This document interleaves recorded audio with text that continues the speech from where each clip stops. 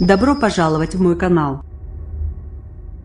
Alors qu'une crise touche actuellement la rédaction de France 2, qui a voté une motion de censure à l'encontre de Delphine Ernotte, la présidente de France Télévisions, Emmanuel Macron a indiqué dimanche soir vouloir lancer en 2018 un grand travail de réflexion sur l'audiovisuel public.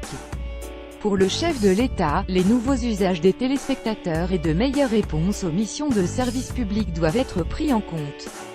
Je souhaite que les acteurs de l'audiovisuel public eux-mêmes, les parlementaires, les professionnels du secteur puissent participer à un grand travail de réflexion qu'on doit faire en 2018, a déclaré le président de la République sur France 2.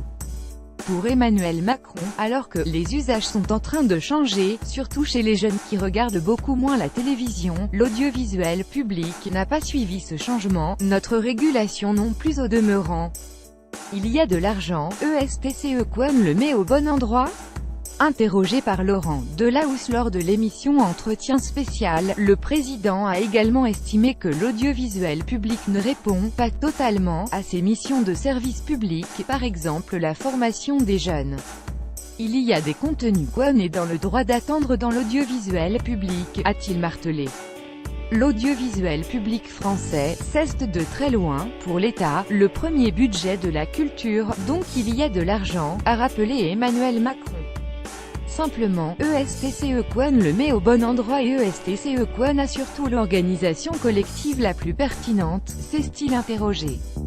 Lire aussi France Télévisions. Delphine Ernotte entre le marteau et l'enclume. Les patrons de l'audiovisuel public doivent présenter des propositions communes à la ministre de la Culture Françoise Nyssen le 21 décembre. Cette dernière remettra ensuite ses recommandations à l'exécutif en janvier, en vue d'une décision en février ou mars. En novembre, des fuites dans la presse sur des pistes de travail radicales émanant du ministère de la Culture avaient fait l'effet d'une bombe. Ces documents évoquaient un rapprochement entre France Télévisions et Radio France, ainsi qu'entre les réseaux régionaux de France 3 et France Bleu, mais aussi la suppression de France O ou le passage de France 4 à une diffusion 100% numérique.